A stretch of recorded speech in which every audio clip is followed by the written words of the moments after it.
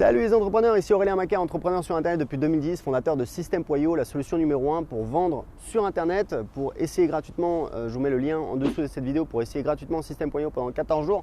Je fais une petite vidéo sur un sujet un petit peu différent. Je voudrais vous parler un petit peu d'économie, de finances personnelles. Alors partez pas parce que vous allez voir, c'est extrêmement important. J'ai lu un livre qui s'appelle Big Debt Crisis, c'est de Ray Dalio. Ray Dalio, c'est qui? C'est en fait le gérant d'un fonds d'investissement qui s'appelle Bridgewater. C'est le plus gros fonds d'investissement au monde. Il faut savoir que Ray Dalio, je crois que c'est l'année dernière, il a gagné 1 milliard de dollars. Bon, c'est un gars, il a presque 70 ans.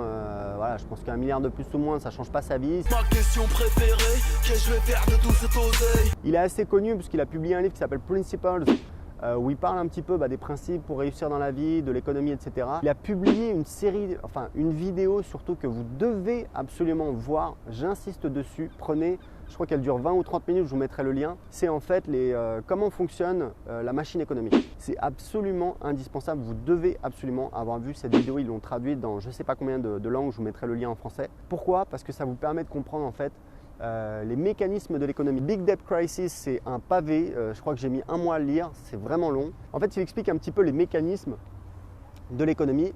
Salut les filles. Hans! Et en fait, il explique les mécanismes de l'économie. C'est toujours les mêmes cycles. On a en fait une période de croissance où en fait ce qui se passe, c'est qu'on a une augmentation du crédit. Donc il y a plus de crédit qui est alloué, les gens obtiennent plus de crédit. Ce qui fait qu'ils achètent plus, ce qui fait augmenter les prix. Donc ça, c'est une croissance qui est plutôt saine, qui est plutôt normale. Et ce qui se passe, c'est qu'à un moment, on passe en fait sur un phénomène de bulle. C'est-à-dire que la croissance entraîne la croissance. Parce qu'il y a de la croissance, les prix des actifs augmentent. Les gens pensent que les prix des actifs vont continuer à augmenter. Du coup, les gens s'endettent encore plus, prennent plus de risques, parce qu'il faut savoir que plus votre taux d'endettement est élevé et plus votre risque est élevé. Et ce qui se passe, c'est qu'au bout d'un moment, la bulle éclate. Les gens sont trop endettés, il y a eu trop de crédit, ça ne peut plus augmenter. On part sur un chemin inverse, c'est-à-dire une déflation, une baisse du niveau des actifs. Et évidemment, dans ces cas-là, qu'est-ce qui se passe? Il y a les entreprises qui mangent leur chemise, il y a les gens qui mangent leur chemise, qui perdent leur argent. Et voilà, c'est une crise économique. Ce qui est intéressant, c'est qu'il va plus loin où en fait, il explique que derrière, les gouvernements, ils ont des outils en fait qui vont leur permettre justement de prendre en main ces crises. Je crois qu'il y a 7 ou 9 leviers que les gouvernements peuvent utiliser. Il y en a certains que vous connaissez, il y en a certains dont vous avez entendu parler et il y en a certains que vous ne connaissez pas. Donc c'est important, c'est des choses qui ont un impact direct sur le prix des actifs, sur votre vie. Et ce qui me tue personnellement, c'est qu'il y a énormément d'experts dans les finances personnelles, etc. Et ils ne parlent quasiment jamais de ça alors que ça a un impact direct. Donc c'est extrêmement important d'être conscient de ça pour savoir où on est et mieux anticiper ce qui va se passer. Donc, les leviers à la disposition des gouvernements ensuite, et grosso modo, c'est d'imprimer de la monnaie. Je ne sais pas si vous savez, mais aux États-Unis, la Fed, la Banque centrale américaine, a baissé les taux d'intérêt quasiment à 0%, ce qui était du jamais vu et ce qui a duré pendant plusieurs années, ce qui est une situation assez anormale. Et le fait de faire baisser les taux d'intérêt, ça encourage les gens à investir, parce qu'en fait, comme l'argent ne rapporte plus, les gens préfèrent échanger leur argent pour acheter des actifs. Donc en fait, ça pousse l'économie, ça pousse l'inflation. Ça évite en fait d'éviter ce dégonflement où le prix des actifs baisse. Et ensuite, il y a d'autres leviers. Et il y en a un dont vous avez certainement entendu parler. Et ce qui est impressionnant, c'est que c'est quand même un mécanisme qui est assez dingue. C'est le quantitative easing en anglais. Donc c'est l'assouplissement quantitatif. Donc c'est un nom à coucher dehors. En fait, de quoi il s'agit? Parce que c'est quand même important. Vous avez dû en entendre parler. Il y a la Banque centrale américaine qui l'a fait. Il y a la Banque centrale européenne qui l'a fait également après la crise de 2012. Où en fait, il s'agit… La Banque centrale, si vous voulez, elle achète des actifs aux banques, différentes entreprises, beaucoup aux banques, des actifs en fait qui sont un peu moisis, qui sont à risque. Et en fait, ce qui est marrant, c'est que la Banque centrale, elle achète ces actifs avec de l'argent en fait qu'elle n'a pas, de l'argent qu'elle crée. Et c'est pour ça que les banques n'aiment pas l'admettre, les banques centrales, mais il s'agit de faire tourner la planche à billets. Donc ça, vous avez certainement déjà entendu cette expression.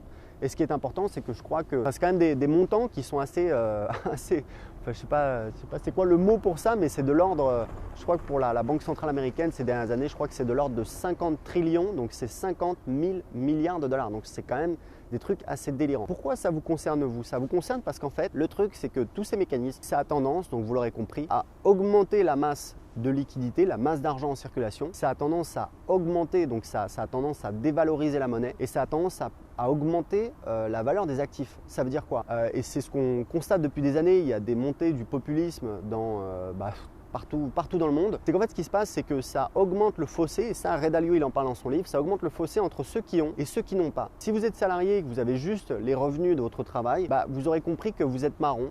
Parce que votre salaire il augmente peut-être de 1%, 2%, 3% par an, 5% si vous êtes chanceux, peut-être qu'il augmente très peu, voilà, de moins de 1%. Et donc en fait vous avez le prix des actifs qui augmente et vous êtes marron parce que c'est de plus en plus difficile d'acheter, d'investir, d'acheter dans l'immobilier, d'acheter pour votre résidence. Donc voilà, donc tout ça pour vous dire que je vous conseille vraiment d'aller jeter un œil à tout ça parce que c'est quand même vraiment intéressant. Au minimum, parce que Big Debt Crisis, c'est quand même, je vous le dis, c'est un pavé, c'est en anglais, voilà, bon bref. Si vous voulez aller plus vite et que vous parlez anglais, vous avez juste à écouter des interviews de Ray Dalio, parce que comme il sort son livre, forcément il fait plein d'interviews. Il explique toujours la même chose, hein, c'est pas très compliqué, c'est les différentes étapes du cycle. Si vous êtes très chaud, lisez le livre, c'est très bien, mais honnêtement, juste avec les interviews, je pense que vous aurez compris l'essentiel. Et surtout, allez voir cette vidéo comment fonctionne la machine économique parce que ça dure 20 ou 30 minutes et voilà, c'est ce que je viens de vous expliquer mais évidemment en plus détaillé et c'est absolument indispensable si vous voulez investir. Vous voyez bien qu'il se passe des choses un petit peu bizarres. L'immobilier en France, ça a pris je crois 150% en 10 ans. C'est évident qu'une classe d'actifs qui augmente à cette vitesse-là, pas quelque chose de naturel,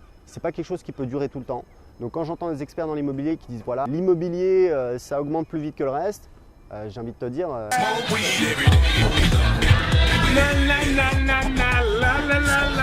respecte-toi quoi, c'est pas possible en fait, ce n'est pas possible. Et si vous regardez, si vous lisez Rational Exuberance de Robert Shiller, qui est un prix Nobel d'économie et qui est un livre très connu, et c'est pas des livres qui datent de l'année dernière, hein. Enfin Ray Dalio celui-là si, mais bon Ray Dalio il fait ça depuis 50 ans, mais Irrational Exuberance c'est un livre qui a été publié je crois en 99 ou 2000 et qui a été réédité et c'est toujours encore plus vrai, donc c'est pertinent. Et il explique qu'en fait il y a une étude qui montre que sur 100 ans, la rentabilité des biens immobiliers est inférieure à celle de la bourse par exemple. Donc c'est quand même des choses qu'il faut savoir. Moi j'adore l'immobilier, j'ai 4 biens immobiliers et je trouve que c'est vraiment super. C'est assez facile de profiter d'une anomalie de marché, on peut gagner de l'argent, il y a l'effet de levier de la banque. C'est vraiment bien mais il faut faire attention.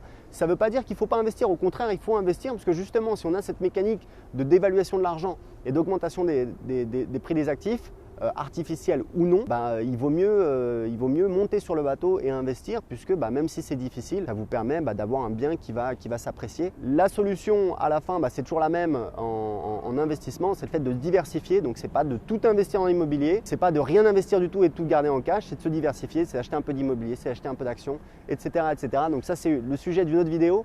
Je pense que vous avez déjà entendu parler de la diversification, c'est quelque chose de très intéressant. Moi j'investis également beaucoup dans mon business sur internet. Donc voilà, donc je termine cette vidéo, je vous mets le lien en dessous de cette vidéo. Si vous avez aimé cette vidéo, cliquez sur j'aime. Si vous voulez plus de vidéos, voilà, inscrivez-vous à ma chaîne YouTube et laissez-moi un commentaire en dessous de cette vidéo. Ciao!